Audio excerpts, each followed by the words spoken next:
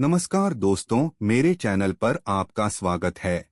आज मैं आपके साथ एक विषय साझा करने जा रहा हूं। गणेश की कहानी, एक जीवंत दृश्य वर्णन। यह एक भव्य और रंगीन यात्रा है जो भगवान गणेश की कहानी को दर्शाती है। दृश्य की शुरुआत एक शांत स्वर्णिम प्रकाश से होती है, जहां माता पार्वती अपने कक्ष में बैठी हैं। उनके हाथों में चंदन और उबटन का मिश्रण है, जिसे वे धीरे धीरे एक बालक की आकृति में ढाल रही हैं। चारों ओर एक गुलाबी और हल्के नारंगी रंग की आभा है, जो एक मां की रचना और प्रेम को दर्शाती है। अगले दृश्य में रंग अचानक बदल जाते हैं।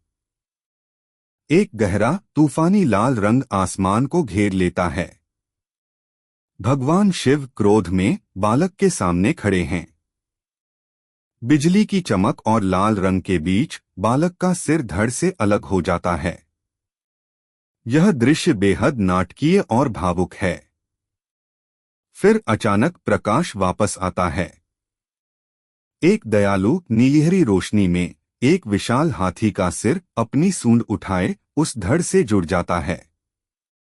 यह एक सुंदर और शांत क्षण है जो क्रोध के बाद क्षमा और रचनात्मकता को दर्शाता है।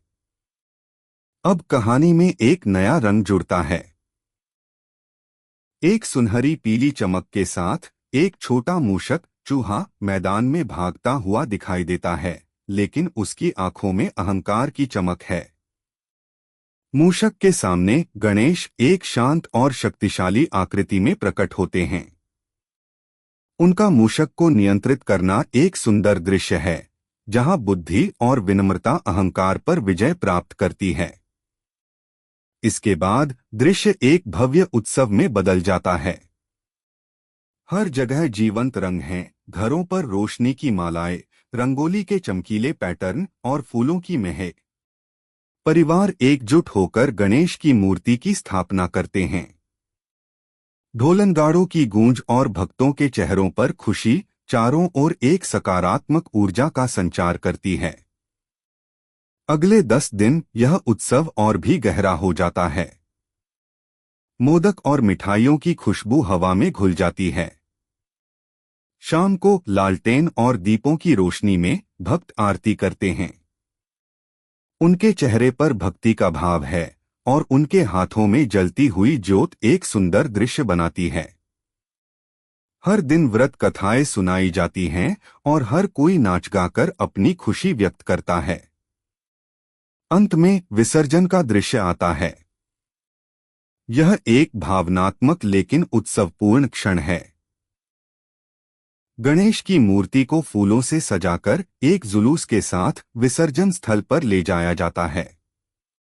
लोग नाचते हैं और गाते हैं, लेकिन उनकी आंखों में अगले साल फिर से मिलने की उम्मीद होती है। सूरज की अंतिम किरणों के बीच मूर्ति को पानी में विसर्जित किया जाता है, जो जीवन के चक्र का प्रतीक है।